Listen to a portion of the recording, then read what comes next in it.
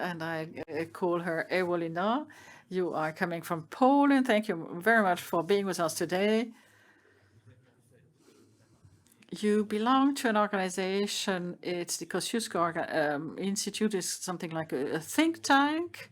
It's an influencer organization specialist of digital economy. You're near of the NATO and the European Union. You are chief editor of European Cyber Security Journal. Thank you very much. And you are working on a lot of other subjects. Welcome. Brunsen Bertrand. Brunsen, you are from Rennes. You are law professor. You have a very long biography. You've done a lot. You can read them on the internet, but just in a nutshell, Brunsen, you are lawyer.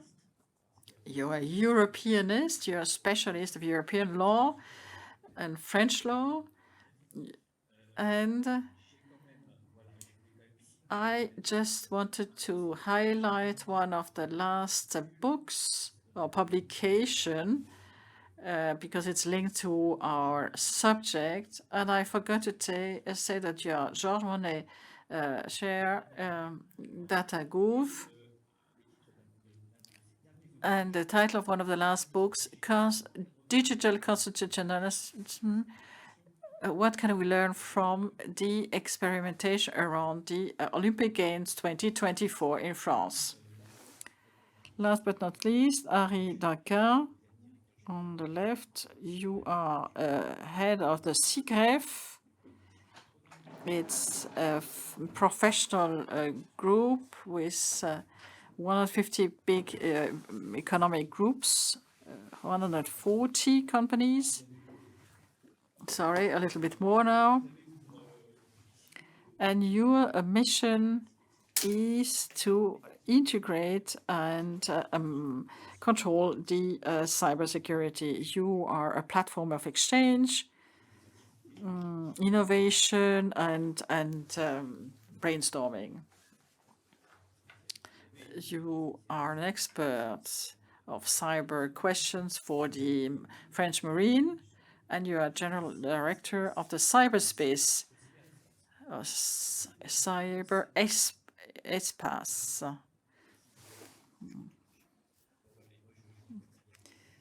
I am a journalist, and I'm following up on international questions around defense and sovereignty. Since a couple of years, I am following up on sovereignty and cybersecurity. So we'll be happy to animate and moderate this discussion. Before we begin, we have an hour together, less than 10 minutes we just lost at the beginning. We will be able to discuss with the panel, and then we'll keep some time for exchanges. Might be interesting for you present in the room and the experts. Let's keep something like 10 minutes for question and answers at the end. Just as an introduction, ladies and gentlemen, you are experts, and the people in the room too.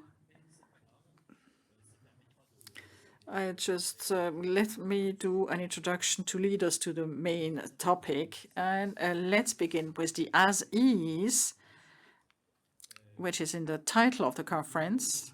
As we see today, it is very transparent in all crises and conflicts. Cyberspace is a war ground. It's a new war ground for conflict, as military would say. Before the Ukrainian war, some feared the cyber Pearl Harbor. Today, others laugh at that and say, well, you see, it didn't happen. It is interesting they say that. It has been repeated by the cyber army, General Bonnemaison at the French National Assembly. He said it's not because it hasn't happened now that it won't happen in future. So in any case, globally, you can say that the cyber attacks in Ukraine a couple of weeks before the conflict were very high, tripled probably, and were very intense. We all know that the Russian hackers attacked the Ukrainian internet accesses via satellite and economic, military and civil infrastructure. It is even said that these attacks have a very wide surface because it was hitting government and even a town and city internet site. It was very widespread on symbolic and political targets, which disturbed a lot the people's life. It's the Ukrainian war. It might be a little bit specific. However, in spring 22, there was a systemic attack orchestrated against this very small country, Costa Rica, that was paralyzed for a couple of weeks. The governmental system were paralyzed for a couple of weeks, and it was that bad that the daily life was completely blocked because most of the government systems were paralyzed. So we can see that Pearl Harbor hasn't happened yet. However, it can still be launched. And General Bonnemaison said, and that's very interesting, this cyber weapon is a long-term weapon. It needs time to penetrate networks, to set up ambushes, but it can take some time. We don't know how the future will look like. Just a last element to our debate is the report from Thales, French giant on electronic and cyber security, cyber services in France, saying that the amount of cyber attacks over the last 6 months against European structures and countries went from 9.8 to 46%. The French Parliament, for instance, had to shut down their parliament system because of Russian hackers supporting Russia in any case. We don't know whether it was a state attack or not. These hackers, these attacks were at the same time and were announced newly to help Ukraine. So there was simultaneously an announcement to help Ukraine and an attack against the parliament. So this was just to set up the scene. Let's begin with the as-is. We could say that cyber is consubstantial of all crises and operations. Henri Dagrin, let's begin with you. You are at the interface of big French companies. We spoke about Ukraine. We know that cyber is very much present. What is the opinion of the companies looking at the situation? How do you understand conflictuality? What do we mean by conflictuality from a company standpoint? How does it look like today? And how can we understand the huge increase of those attacks in your sector?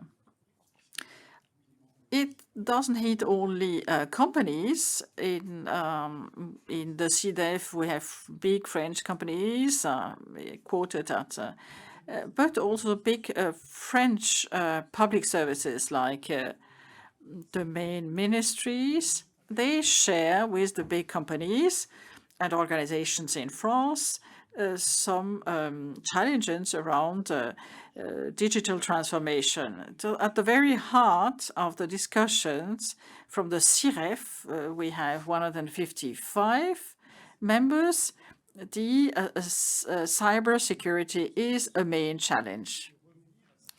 We need to go back to some fundamentals with regard to IT security. What is it, the cyberspace? It has a couple of characteristics that are very different from our physical space, like territory, borders, identity, values are very different from the physical setup.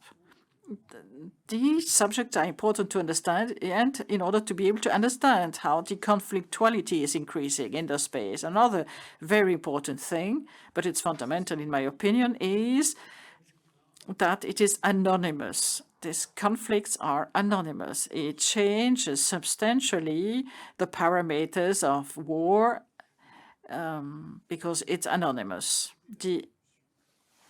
It is difficult to know who ordered the attack. Another, as is in our context of cyber criminality, and the increase that became more professional, global,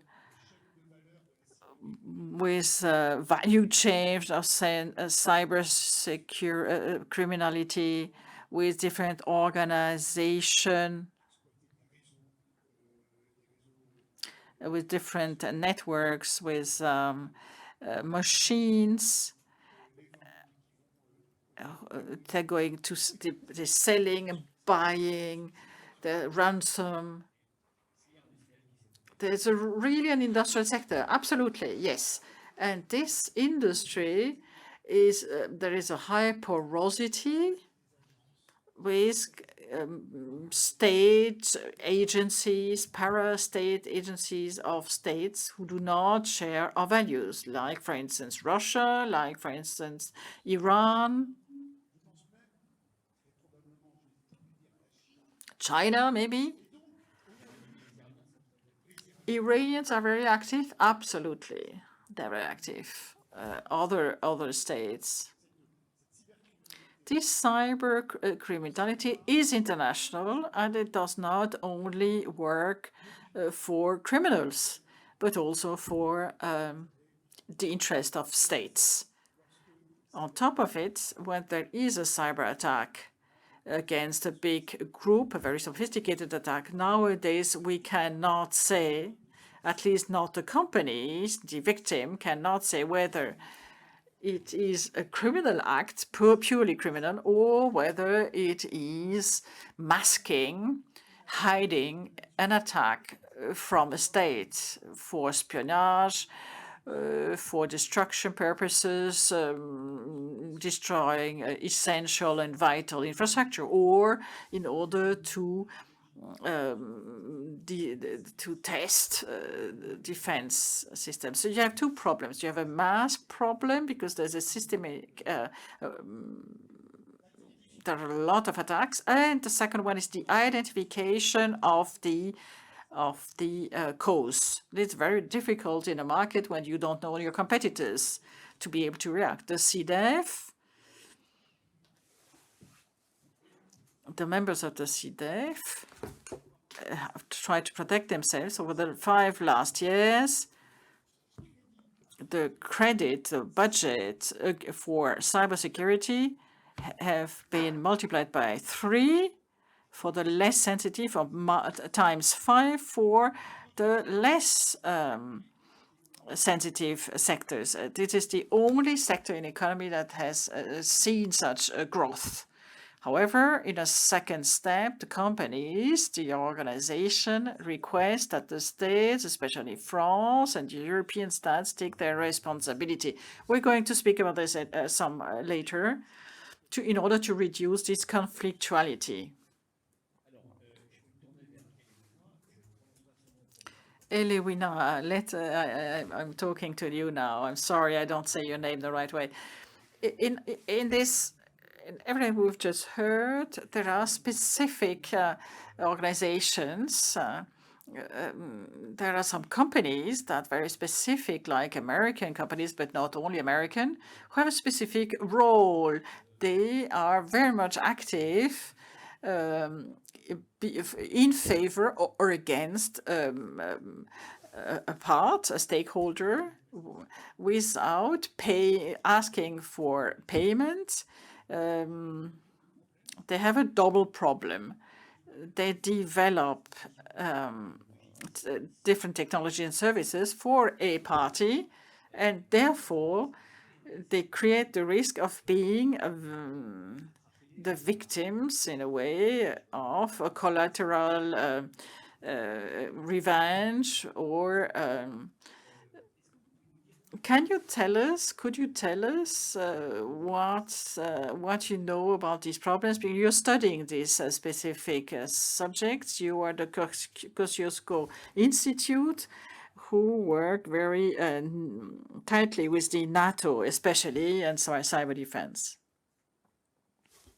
Okay, yes. So can you hear me well through the mic? Because I can hear It's myself perfect. here as well. Okay, so yeah, about the companies. So I think the war in Ukraine pretty much showed us how much we can push that boundary of private sector involvement in conflict, because that is quite unprecedented. We haven't seen such involvement from private sector companies before, not just American companies, but mostly them. Because as we can see, since the very beginning of the war, or even the weeks coming to the war, we have seen more and more companies, and both from bigger companies like Microsoft, Google's, Mandiant, etc., to smaller companies offering their solutions to Ukraine for free, pretty much for free, both tools, systems, infrastructure, some physical equipment as well, services, and it was all available for them for free, pretty much. So that was also the responsibility that those companies had to take. And I think from the discussions I've had with some representatives of those companies that they are very aware of the risk they're taking, but the price, the price is much bigger because the price is the freedom of Ukraine, and we want free Ukraine pretty much. It is, it is our business for Europe, for the entire transatlantic alliance, I would say. So that is the main goal, and I think they're willing to take risks. However, that also puts them in I would say, quite uncomfortable situation, because as those companies are delivering solutions to governments, to the military, and also civil applications as well, because Ukraine is using digital tools both for the military, for the public sector, but also for the civilian purposes. So the way those companies get involved and giving their solutions for free, they also kind of have to bear in mind that perhaps law may have to apply to them. And that's the tricky part, because that wasn't really discussed in the past, I think. We have seen a few developments in the last few years, like Microsoft establishing sort of like an embassy next to the UN, and so on. And with the EU-US Trade and Technology Council, we see that there are a few developments to kind of connect that diplomatic and technological / private sector part, to kind of connect that. But I don't think that what we have been preparing ourselves in the past few years has really prepared us for what came last year in Ukraine. So that is kind of a tricky situation. Merci beaucoup. J'ai peut-être une question. Thank you very much. I have a question. I spoke about the French parliament who was targeted by a cyber attack from Russian hackers. Do we know of any attacks targeting one of these big companies you just spoke about, and who even publicly say that they are committed to supporting Ukraine in the war? Do you know whether those companies already pay a price for that support? Well, definitely. I mean, you can check out Microsoft's reports. They are releasing quarterly reports where they have impressive amounts of data on attacks of all kinds of infrastructure. And, that infrastructure is mostly private owned. So this is delivered by private companies. So those companies are already paying the price. However, they're still in the battle. Like, they're not like turning their backs on Ukraine, which is quite commendable. And they're also working closely with the ministries, so they have the support. They're in this game together. So yeah, they are aware of the consequences. They are paying the price already. And yeah, also governments who are supporting Ukraine. For example, Poland has been a strong supporter of Ukraine. As usual, we are neighbors, so we really care about Ukraine and our own security as well, because what happens in Ukraine can easily happen in Poland in the next few months. So we are very much aware of that risk. And you can also see that Russia and states that are aligning themselves with Russia, with the Kremlin, have also been attacking allies and partners of Ukraine. So Poland has also been suffering from some cyber attacks. However, we have the means to prevent those attacks, to mitigate those risks. So there isn't much talk about, but we have been pretty much at a constant raised cyber alarm level since December 21. So it's constant. Like we're not, of course. we're not resigning from it. So the risk is pretty much still there. Merci beaucoup. Thank you very much for these inputs. Bruxelles Bertrand, you are not immersed in the company's world. Also, you have a lot of contacts with the organizations, but you're working with the microcosm of European law. Do you see that there are more and more risks in terms of cyber attacks? Is there an alarm level? Are people more thinking about this subject, especially deregulation? Is there a new kind of awareness raising, a new attitude? Do we need to change things? What is the spirit of the lawyers and lawmakers around the digital world? En effet, il y a une prise de conscience qui est Thank you for this question. Yes, there is some awareness raising on the European level. There are a lot of texts that being voted in the cyber space. The problem is with European law that is very much linked to sovereignty, and therefore the states do not want to share the information and their vulnerability and to transfer competences to European level because it's very sensitive and it concerns questions concerning sovereignty.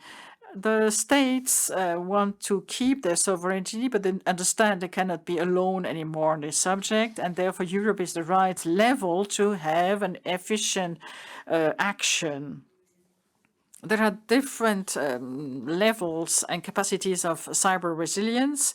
A couple of years ago, we had the first directive.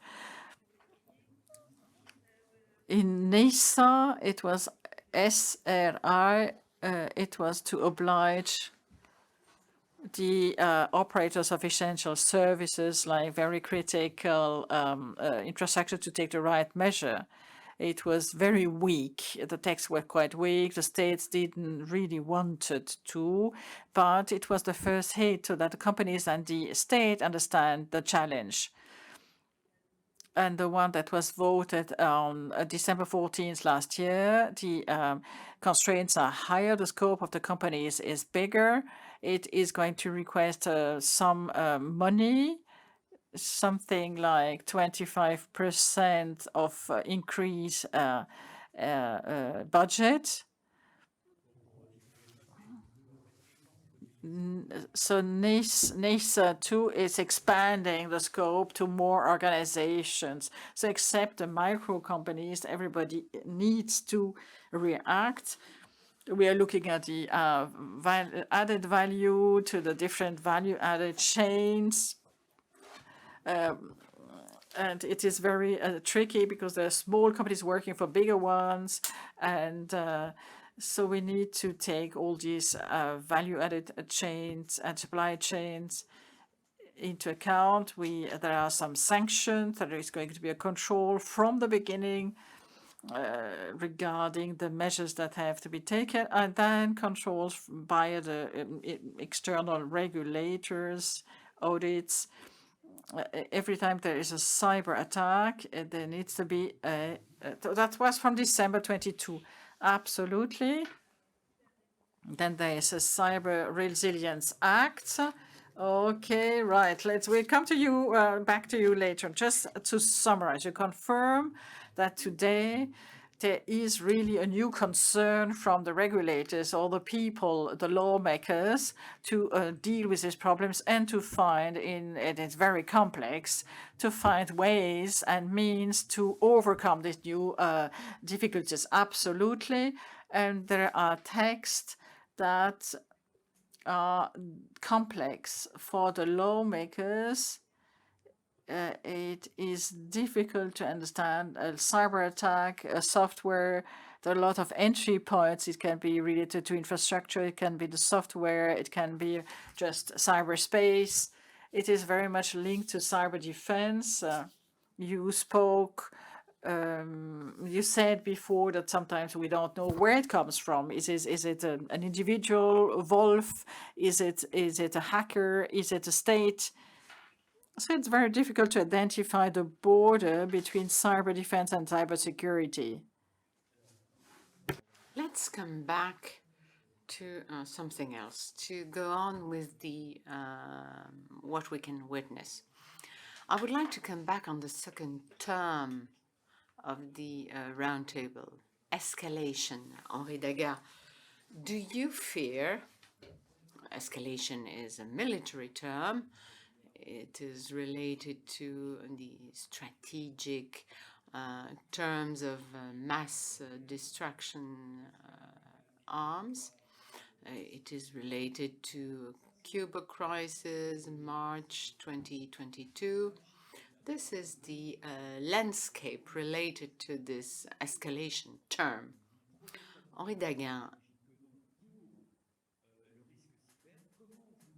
how do you interpret this in relation to cyber risk?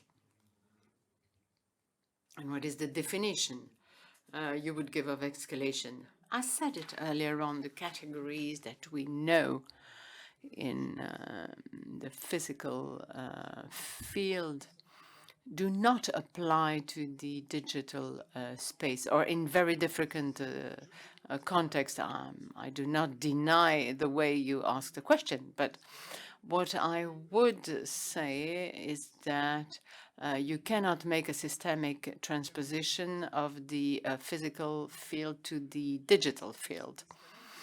Escalation, well, first, we have no example of conflict escalation in the digital space, so we do not know what it would mean. So we have to remain cautious in the way you understand the term. But there is something we can be sure about, and we claim it. It's that the ability given to the companies or organizations, private ones, to have a capacity to replicate to an attack in the digital space, we are totally against. We call this hacking back. Well, when you have a capacity, you implement it. What we say is that this doctrine of hackback is the responsibility of the states, and the state should be endowed with the ability to avoid that everyone would hack back. What does that mean? Well, states, particularly in Europe, should make up for the shortcomings, particularly in terms of police, to stop the cyber criminality. In France, there are many shortcomings. Judges that may work on complex cases are 2.5. Police teams that are able to investigate in that field are not very numerous. It's a real debate In the United States, it is borne by several lobbyists. Maybe it's not the right word. So there is a debate on this issue of hacking back. So, i.e., the ability when you're attacked to have the right, without an authorization of the state, to defend oneself. Well, in Poland, with the organizations with which you work, is on behalf of legitimate defense. Is it possible to enter a cyber war? Is it something you are discussing in your country? However, the way we think about it is where do we actually put the boundary that what we see right now is already a cyber war? Like, what has to happen for us to put it into a definition? Like, okay, what we see now is cyber war, or what we see is just a cyber conflict, cyber battle, cyber incident. There are, various steps to it. So we are definitely having those conversations about it, especially as, we have been kind of bracing ourselves for bigger attacks since 21. So already 2 years, we've been thinking about it, raising our defenses, working heavily with companies who are, building our infrastructure, especially critical infrastructure, because, our energy sector, for example, it delivers energy very various resources to all citizens in Poland, so it has to be protected as part of critical infrastructure, but also what data we have in the government as well. All of that has to be protected, so we are definitely having those conversations in Poland, how we can protect ourselves against those threats, because those threats are very real, and not just in cyberspace, because disinformation is also a quite big threat in Poland, and something that we have been bombarded with for years now. And, this information in particular coming from the Kremlin as well. So yeah, we are bracing ourselves for quite many, scenarios, so to speak. So our government is working heavily on that, especially the Ministry of Defense, because we have also finally established the National Cyber Command. So that has been in works, and also our cyber commander is now chairing the International Cyber Commanders Forum. So this will also happen in October in Poland. So juste, pardonnez-moi de vous couper, mais juste. Sorry to interrupt. Through this doctrine, do you think about hacking back? I'm talking about the cyberspace. Just one word, please. I'm not sure if we are talking about this, if you are thinking about this, but definitely our government is preparing themselves for various scenarios, and I cannot say whether this is a yes or no for this particular. Bien sûr, bien sûr. Merci beaucoup en tout cas pour cet éclairage. Alors, thank you so much for your explanations. We talk a lot about regulation, Mr. Bertrand, and we see that in cyberspace it is quite complex. We talked earlier on about dissuasions. There are strategic dialogues, disarmament treaties. We conquered space. There are treaties thereabout. There are several reasons, but what would be the main reasons why it is very difficult to agree on regulation? Is it philosophical? Is it related to the system? Do you see how it could work? It is difficult at European level, where we are quite close. Visions differ about what should be a cyber defense policy. Strategic and geopolitical stands are very different from one state to another. Some states do not consider Europe as more important than their transatlantic relationship. So not everyone agrees on that. Well, law applies. There is a notion of territoriality has to be redefined, or extraterritoriality. Each state is tempted to have an extraterritorial approach in order to capture the digital aspects as a whole. No, no, stop. Please stop. Pardon?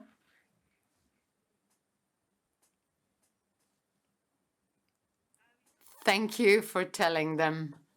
Thank you for telling them. They're going on doing it. C'est-à-dire quoi? Ah oui, bah, je peux parler comme ça, je sais pas. Can you hear me in English? Oui, elle t'écoute, elle t'entend bien.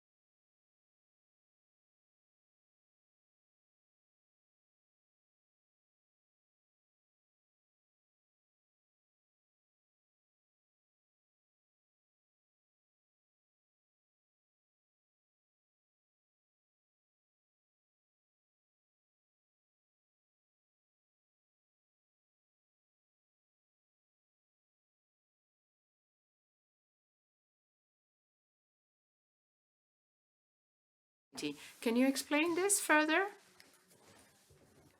When we adopted our GPD on protection of personal data, the United States adopted the Cloud Act, and we are going to replicate with a new European regulation. And we foresee different regulations for AI, for instance. At European level, we try and use this extraterritoriality to be as relevant as possible regarding this cyberspace. As far as physical infrastructure, we try and do it with 5G. We did it, for instance.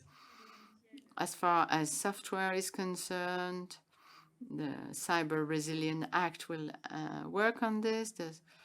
The information space is also important, but it is difficult to regulate because generally you can feed conspiracy theory because regulation can have adverse effects. Henri Dagrin states have difficulties agreeing. That's what the military say. I'm just the speaker for them. Your opinion is interesting in that regard, where the states are faced with sovereignty issues. An efficient regulation could not come from bigger organizations. I'm talking about companies, big companies.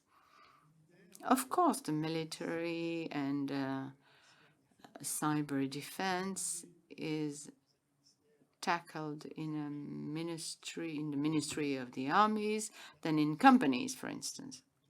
Today, the cyber activity precedes, supports, and plunges any military activity. Lindsay says the same. No, we do not have the same interest. A company and even a public organization. Let's take the example of the social security services, for instance, are very important. What are the challenges? Well, we have to protect the data and the processing of said data. So big organizations, what are their needs? Well, the states should guarantee a certain security level in their digital activities. This means 4 things. First, cybersecurity. Well, states should help companies prosper. It works in Europe, and companies, particularly big or public organizations, have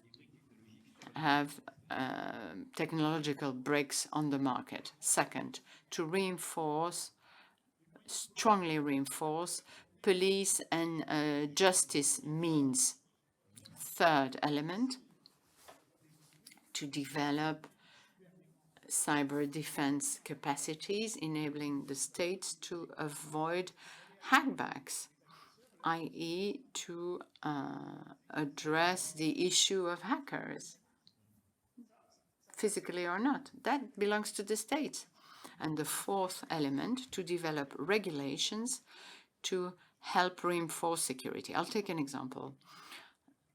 For 4 years, SIGREF has worked at reinforcing minimal security in digital services put in the European market. The digital market has no security obligation. You know, the CE brand. You can have a bad code entering Europe, and the responsibility is only that of the user. Well, this is going to stop. To be clear and to understand what you say, I would like to end first. There is the Cyber Resilience Act that will impose upon the manufacturers of digital products to have a minimal security rules. This dates. So this project was published on September the 15th, and less than a month ago, the United States presented a new cyber doctrine with the same requirements. Now, an editor that will provide a bad code, ill-secured, will be responsible if there is an attack of one of the users. So this initiative led the United States to copy the measure. So we have the convergent objectives. So on the Euro-Atlantic space, we may have convergent regulatory objectives. Welina, you are focused on this Euro-Atlantic space. You think there might be convergences and not only be competitors, even today, to come back on the former question, do you think private companies can be providers or those who will help create regulations on this difficult topic? Okay, well, there are quite a few things to be considered here. So first of all, what we see with the TTC, the EU-US Trade and Technology Council, we see that it's not just, you know, American companies going to Europe to lobby in favor of their business pretty much when Europe sets up its laws. So this situation is not happening anymore. We have the TTC where we have delegations from Europe meeting with delegations from the US on very high level, and they have also working groups working on cybersecurity, among other things. So they are pretty much, you know, being very specific about things that they want to do and how they want to regulate both of the markets, actually. Because we see that the US is also shifting its mindset, because in the US before we had sort of like this mindset, like regulation kills innovation. So there was this mindset that the more regulation, the more innovation is just, you know, stopped. It's not happening.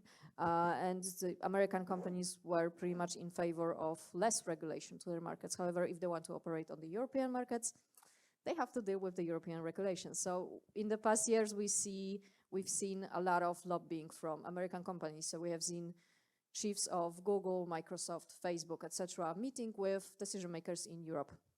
And that is not happening anymore because we have the TTC. So the TTC is kind of like a beacon of hope for us to see where it takes us and how we can kind of cooperate and perhaps coordinate our markets in a better way, because there's definitely much more space for improvement in this regard. Values could be one of the things that really connects us. But however, we see that as much as, on surface level, we do agree that we care about privacy, we care about accountability in cyberspace, for example. But once we get down to the very details of what exactly privacy means to our American colleagues or what it means to Europe, then we see those little tiny differences. So we have to discuss those first and then take it into the next level to actually discuss those things in, a much broader perspective in the long term. Merci beaucoup. Il est 12h52. Thank you very much. Do you want to open the discussion on these topics? We talked about escalation, regulation issues, the future possibilities to the barriers in terms of competition or sovereignty.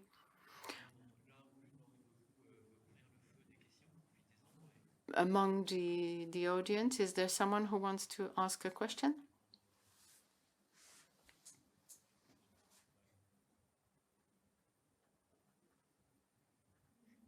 Good morning.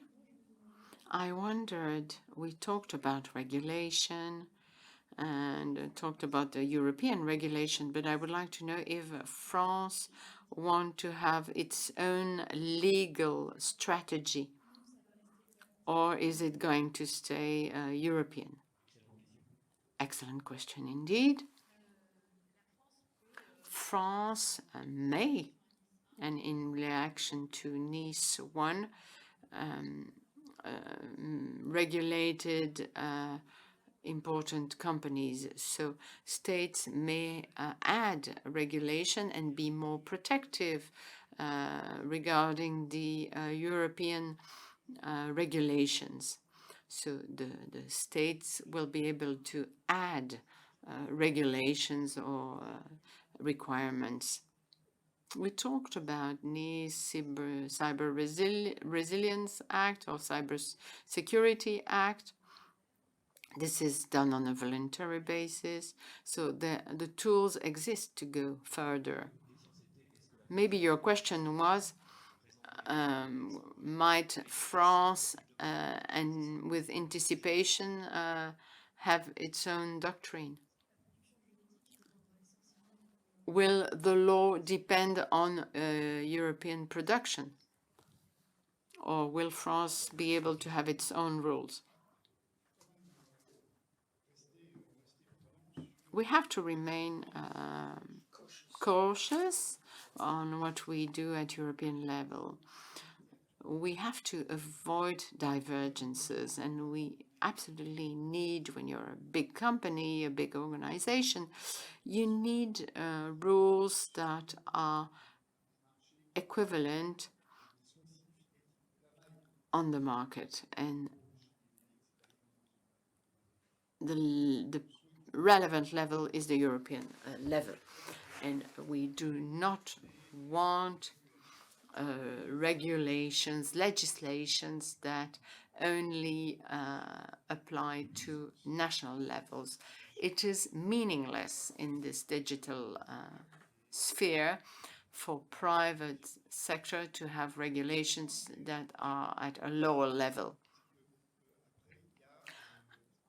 In Europe, and it already happened, there is afterwards a competition that an economic competition between states, with states that would be the states that would offer lighter regulations. With RGPD, for instance, CNIL was for a long time in Ireland, was very kind to US companies. And you can find it in other countries. So such competition, legal competition, is not very useful. It's not related to the digital sphere, in my opinion, but anyway. Interesting. Thank you for your question. The first one is always tricky to ask. Okay. Good morning.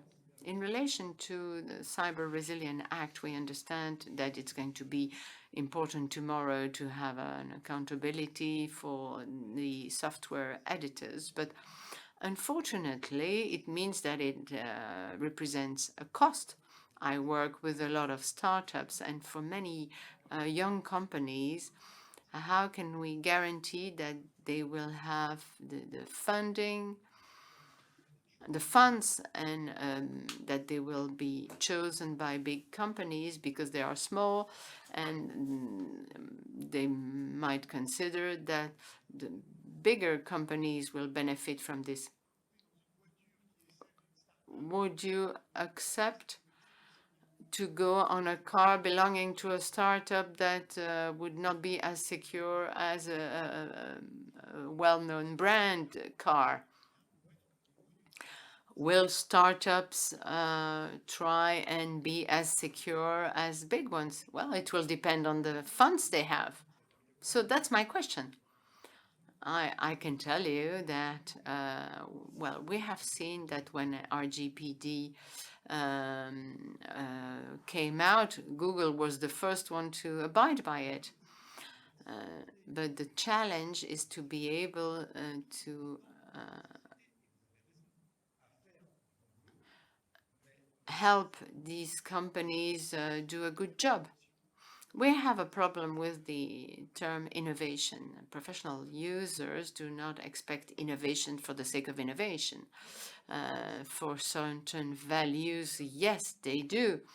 And cybersecurity is very expensive nowadays. American players shouldn't be the only beneficiaries.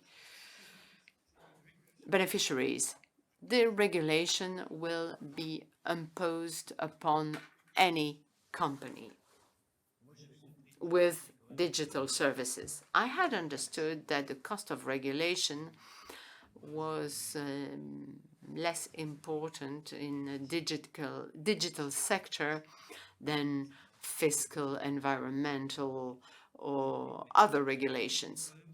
I had understood that the necessary investments was cheaper for digital services. No, it's not the case. Actually, when you want to secure product and services in the digital sector, well, there will be, for those who enter the market, more simplicity than what those who have a big heritage will have to do.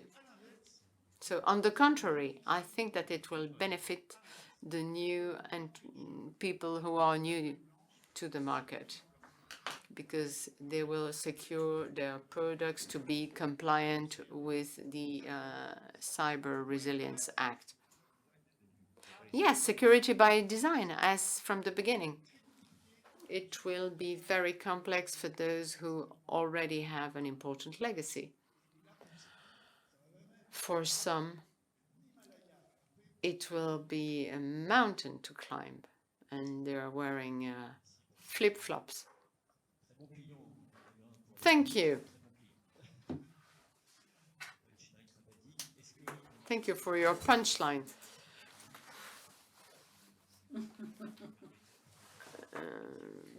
Another question?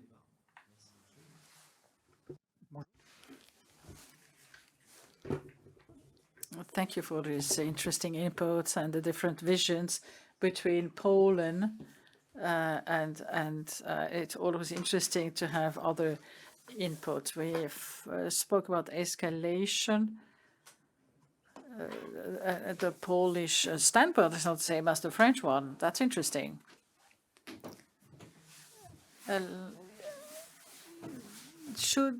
We must not share the same vision. We need to understand what happened, why, what was this incident. The military have around a general picture, share around the situation in order to be able to react. What would you think of a cyber common picture that would not be given from a foreign or a private actor? I don't know whether you heard Thierry Breton yesterday evening. He announced, this is what he announced roughly. There is going to be a creation of a connected SOC at European level to establish this common operational picture, and then a Cyber Solidarity Act in order to make sure that the European stakeholders can cooperate against a threat. I think this is going this way, exactly this way. Yeah, and you also see a few other initiatives, like I mentioned before, for example, that Poland, the Polish cyber commander, is now the chief of the international sort of forum of cyber commanders. A few days ago, I believe Paris hosted the European Cyber Commanders Forum. So there were also a few declarations made there. So I guess that's one of the forums. We definitely see some cooperation. However, I'm not sure if we can exclude private companies from that, because those private companies are very much essential to what happens in the military. And honestly, as we go forward and as we sort of not really expect, but as we brace ourselves for potential future conflicts, we cannot miss them from the puzzle. So I think they're an important puzzle piece. And we also see what the military is doing right now. Like, I cannot disclose, of course, what the Polish military is doing in particular, but you know, once they're preparing for the forum in October, I know they're looking for some you know, very practical things to do there, some kind of workshops and cyber ranges, etc. So they're very hands-on and to work with companies, with private sector. And we see that not just in Poland, but a bunch of other states. So I guess we agree here that the private sector has to be included in the conversation. It has to be included in those projects. And yeah, I think this is inseparable right now as we see how much of the infrastructure of our critical systems is being delivered by private companies. So we cannot miss that. Merci beaucoup. Pas d'autres questions. Thank you very much. There are no more questions. Then let me close and thank you very much, Valina Kosglum from the Kosciuszko Institute, who came from Poland to join us, same as Breston from the Rennes University, and Dagrin from the CGRIF, who shared, nourished our reflection and gave us some new inputs. Thank you very much indeed for your participation.